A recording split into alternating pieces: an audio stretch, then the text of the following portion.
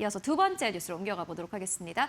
두 번째 뉴스는 어디서 가지고 오셨어요? 예, 두 번째 뉴스도 블룸버그에서 가져왔는데 네. 어저께 이제 현대차가 2분기 실적을 발표했습니다. 2분기 실적이 이제 안 좋았는데 안 좋은 부분은 이제 블룸버그가 다각도로 보도를 했고 또 블룸버그가 보도하지 않은 내용 중에서도 제가 또 이제 그 첨언한 내용이 있어서 같이 이제 살펴보도록 하겠습니다. 현대차가 이제 어제 실적을 발표를 했습니다. 영업이익이 좀 부진했고, 뭐 주가 사실 반응은 나쁘지 않았습니다. 넥스트트레이드에서도 그랬고, 정규장에서도 그랬고요.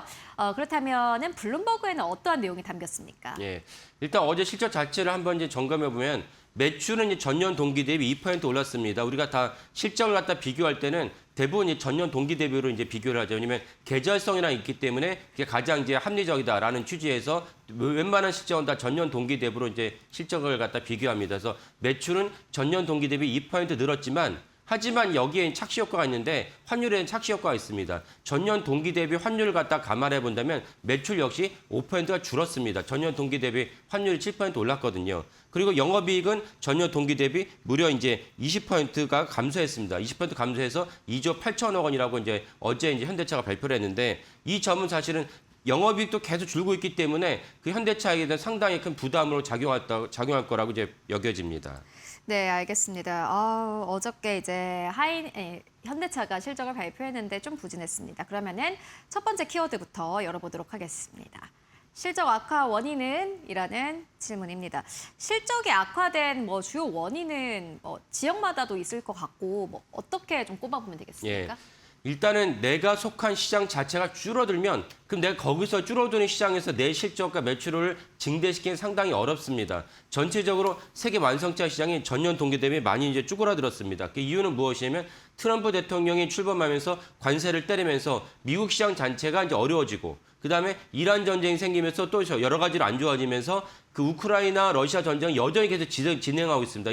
그런 전 세계적인 지형적으로 안 좋아진 것이 있고 두 번째는 이제 트럼프 대통령이 또 북미 전기차에 대해서 보조금을 갖다가 삭제해버리는 바람에 근데 이거는 사실은 우리가 다 예견됐던 일입니다. 예견됐던 일이기 때문에 그 우리가 현실을 받아들이지만 현실을 받아들이고 어쨌건 현실이 시장에 끼친 영향이 컸다라고 보시면 되겠고 또 하나는 무엇이냐 북미의 어떤 전기차 시장만 쪼그라든 것이 아니고 유럽에 있는 전기차 시장도 현대차는 되게 안 좋았습니다. 안 좋았던 이유가 무엇이냐? 유럽도 역시 보조금이 있었는데 보조금을 없앤 이유가 있고 또 하나 무엇이냐? 아시아에 있는 전기차 시장에서도 현대차가 꽤 많은 타격을 입었습니다. 이 점들이 복합적으로 작용하면서 아까 제가 말씀드린 대로 매출을 갖다가 환율을 고려한다면 매출도 역시 현대차는 물론 스스로 그 말을 하지 않았어요.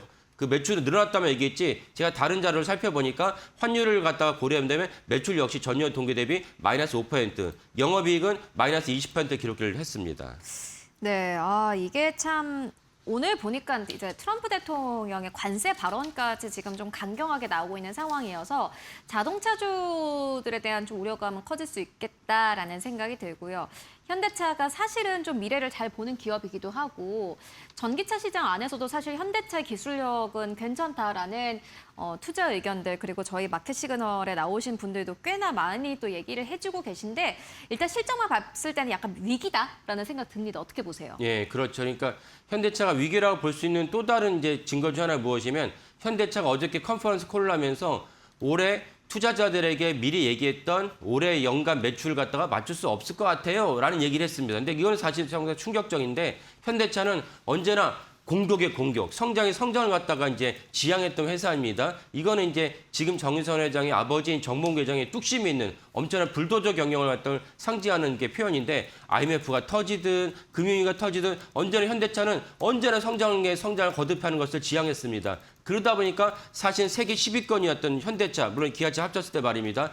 그 완성차 순위에서 지금은 이제 3년 전부터 현대차와 기아차 합치면 버젓이 세계 3위의 완성차 기업으로 성장을 했습니다. 이런 어떤 그런 현대차의 어떤 내부의 칼라가 있는데도 불구하고 이번에 어제 컨퍼런스 콜에서 올해 저희가 처음 말씀드렸던 판매 대수를 맞출 수 없을 것 같습니다. 라고 얘기했다는 것은 그만큼 이 현대차의 언제나 그 불도저 경영에도 불구하고 대외 환경이 어렵다라는 것을 반증하는 것이기 때문에 이래서 사실 현대차의 전체적인 업황이 상당히 어렵구나라는 걸 알 수 있는 대목입니다. 네, 알겠습니다. 두 번째 기사 현대차 관련 뉴스 만나보고 왔고요.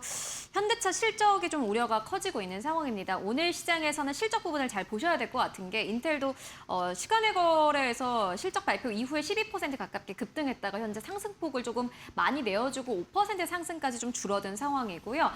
그렇기 때문에 앞으로 실적 발표를 조금 더 깐깐하게 살펴볼 필요가 있겠다. 현대차도 오늘 시장의 반응 더 잘 살펴보셔야 될 것 같다라는 생각이 듭니다.